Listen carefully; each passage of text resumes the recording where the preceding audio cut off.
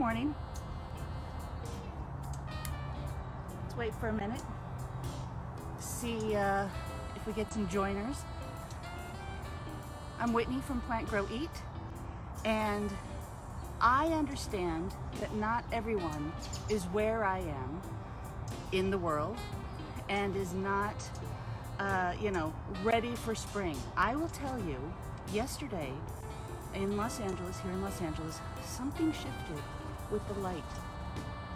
And they say that mood is affected by the weather. Whew. I was in a good mood yesterday, you guys. Spring has sprung here in Los Angeles. And as you guys know, I am always looking at the weather forecast, and I'm looking for it to be 50 degrees or above as we get into spring. Now I get that there are other people, like I said, in the world, I've got a hot spot on me, in the world, in the United States, in California, in the valley, that have different conditions than I do. So it's really about paying attention to your nighttime temperatures, making sure they're consistent, because what ends up happening is as the nighttime temperatures even out, which we're at about 50 starting right now, what needs to also happen is the earth needs to warm up a little bit now. So I'm waiting for these couple of weeks. Now you can transpose this information to wherever you are, even if it's not 50 degrees where you are right now.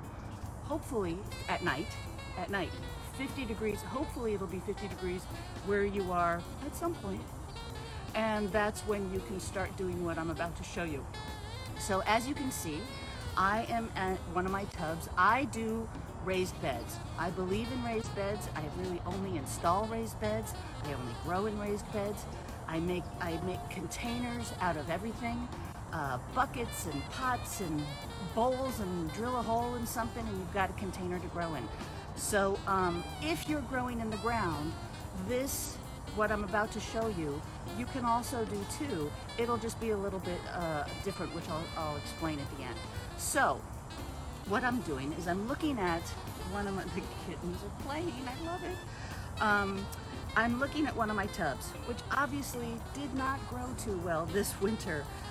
Kale and some red Brussels sprouts. The parsley did fine, which parsley does fine. Parsley is really good, you guys. It grows, it lasts a few seasons, can make it through cold if it's established in the warm. So I like parsley. I use parsley, it's so good for you too, and it makes everything taste fresh. But my kale and Brussels sprouts didn't do well this year, and I attribute that to the kind of fluctuation in weather here. We had hot and cold and dry and wet and windy, and it just, it just wasn't meant to be. And that's what ends up happening sometimes, and that's okay. So what I'm doing now though is the clock is ticking for spring planting for me. I also understand that I may be on slightly more of a rush schedule because I work with so many kids in schools that I want to make sure that we can see something grow by the end of May, which obviously this is going to be very spring planting, but I also will plant a little bit more along the way, and because we have the whole summer to grow through. So keep that in mind also. So you guys know my soil's in pretty good shape. What I want to share with you though is that all of these plants, no matter how big or little, they feed off of the nutrients that are in the soil. So what I like to do is before the warm season, and I also do it before the cool season, is I kind of replenish some of the nourishment in the soil. And how I do that is, first of all, I'm going to show you. I'm going to just pull this out. It's not going to make it, and that's okay. But what I'm going to do is I'm going to shake off the soil that's on the roots. You can see the roots didn't even hardly establish. But what you can see is that there are all these little root hairs, little bits of roots. And I'm not going to go in and dig all this stuff out and dig it clean, because these roots are part of the organic matter that helps to nourish the soil and nourish the plants. So I will eat this as a little microgreen, or a microgreen plus, a little bit later.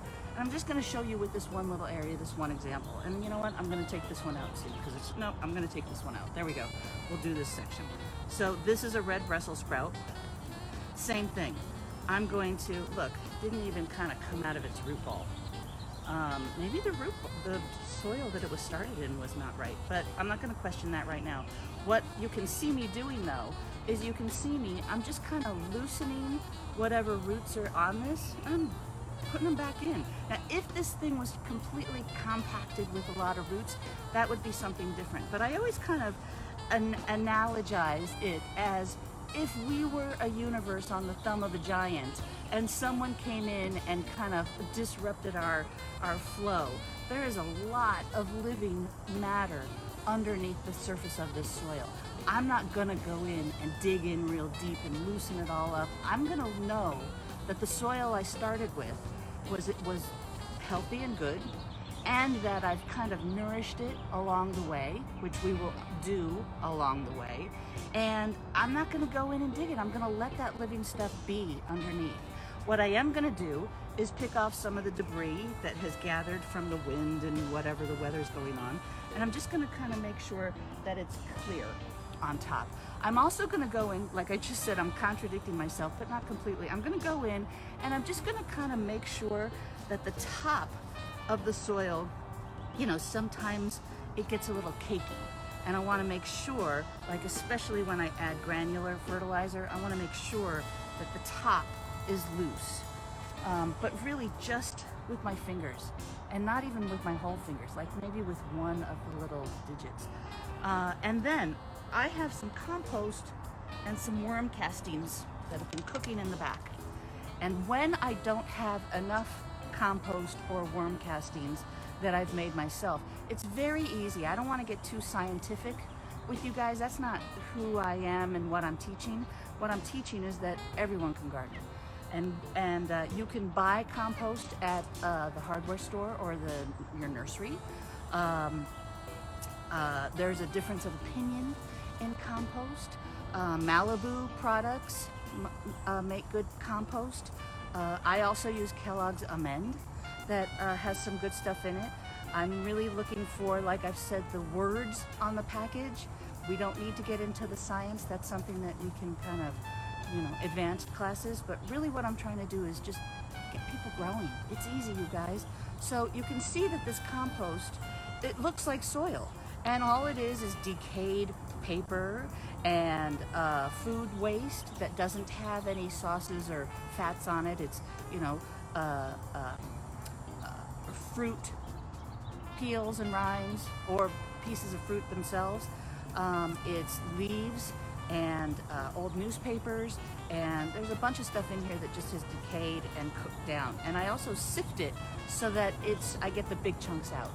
And also, what I like to use are worm castings. I have a worm farm that I've got going, and I actually just got some new worms to add to it. And they do the same thing as this, but they do it a little bit faster, and they do it at a little bit higher quality. And the thing is, so I can have, as some of you guys do and know, I also add worms to my compost tumblers, but I don't want to get the worms out in these tubs because there's just a limited food supply. They get hot in the summer, and I don't want to, you know, injure the worms with the super heat. So really what I'm looking for is the stuff that they produce. So worm castings, casting is another word for the debris that they cast as they digest. It's worm poop, you guys, but it's all cooked down and it's sifted, and it's this beautiful, beautiful black gold. Now you can also, you don't have to make this stuff on your own like I do. I also, when I don't have enough, I supplement what I make by buying things. You can buy compost, like I said. You can also buy worm castings at your local nursery. And this stuff is good stuff. So what I'm gonna do is I'm gonna show you over here. Really, I'm just gonna add a layer of compost, right? I'm gonna smooth it out. I'm not even gonna dig it in. This is what we call lasagna, which means I'm just layering it on. I'm gonna layer it on. Now I may come back and add some more later because I want to raise the soil level a little bit so that because it decomposes.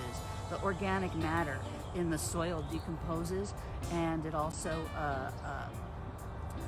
it digests. And so what I want to do is also add a little bit of soil or a bit more compost on top to raise the level. But I'm also going to just take some worm castings and sprinkle it on the top. You know what? Our soil is ready. Well, it's not really ready. It's ready to rest is what we're going to do now. We're going to let this rest. I'm going to continue to have the sprinklers on if it's not raining. I'm going to continue to allow it to live, really, with the air, the light, the water. It's going to live, it's going to digest. And then as I plant new things, which I'm going to try to plant seeds, we're going to do that next week, by the way, it will naturally start to mix up. It'll naturally start to digest in, and I'm just going to leave it. So what we are doing now is we are letting the soil rest. And as I go through the week, I'm going to do that with all of the tubs, at least all of the tubs that don't have something in it permanently. Like, I'm going to leave the parsley because parsley is good for the plants. It's good for pest management. It's good for us, and this plant is still good. So I'm going to leave this, but I'm going to take the things out that aren't going to make it through the hot season. And because I want this real estate to plant, here's what I'm planting, you guys. I am planting, like I said last week, a couple different varieties of stuff, and I'm going to try growing them in different manners with you guys so that we can learn together and do it together. I'm going to be planting a couple different varieties of corn, green beans, tomatoes, cucumbers. I'm going to plant a few different varieties of basil because I already have parsley and oregano. I already have some herbs going. I'm also going to plant watermelon, cantaloupe, and honeydew melon. And that's the stuff that's going to go on in this garden. What I realized is, I think I talked about this last week, I'm not a big pepper person, so I'm not going to plant peppers in my garden this year. I have clients who love peppers, so I'm going to plant peppers in their gardens, and we'll plant in that fashion. So that is what I'm doing this week. I'm preparing the soil. I'm removing the plants that are in the way or done. Like I have my peas over there, and the peas have produced. There are a couple of new flowers, but you know what? That real estate is too valuable. I need them to be gone. So I'm going to harvest whatever peas are left on there, and I'm going to pull them out. Now, what I am going to do also, instead of eating the pea leaves, I am going to kind of chop them up a little bit and add them to my compost, add them to my worm farm, and kind of get that cycle of waste and cycle of nutrition going from my own garden. So that's what's going on. I'm going to put my, I don't know where my glasses are, you guys. I was going to say I'm going to put my glasses on and see if there are any questions. Uh-oh. I can't do it without glasses. Let me see what I got. They're around here someplace. Look, I feel like Fred Mertz. They'd have been a snake, they'd better bit me. Here they are. Got them. Okay. So, let me get back positioned where I was, and let's see if you guys have any questions, because what I really want to do here, like I said, what I really want to do here is I want to get you guys growing. I want you to feel successful, feel like you can do it, and along the way I am here to help you. We're going to do this every Saturday, especially during the growing season, unless like something happens, but I'm pretty committed and have been here on Saturday mornings at 8:30. I also have my replay, and I'm starting my online community, which I'm excited to get going. So let me go back a little bit and see. And good morning. Look, I have a lot of people here. Nice. So no questions on anything, growing anything. You want to know anything that particular that's in season that maybe you like that I can tell you? Is it in season or not? I listed just a few things that are warm season plants. So there's a lot more you guys can grow. Those are the things, I think I talked about it last week a little bit. Because I am always in experimenting mode in this garden, I end up planting a lot of things that I wouldn't necessarily normally plant or eat. And that's really the goal here. We want to plant food that we're going to eat, not plant food that we think we should eat more of. You know, I plant a couple of kales. I don't plant the whole 6-pack, or I don't plant a whole tub of kale. I will plant a whole tub of corn. I will plant a whole tub of cucumbers. I will plant a whole tub of green beans, because that is the food I love. And you should plant the food that you love.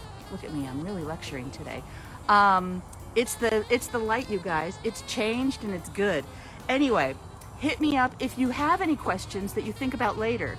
You can hit me up at plantgroweat.com. Just go to the contact and send me a question. And if it's okay with you, I will probably end up answering it live. I'll answer you via email, but I'll answer it live, because the thing that I've learned is that the question you have is often the question that someone else has. So it's just a matter of someone asking it out loud.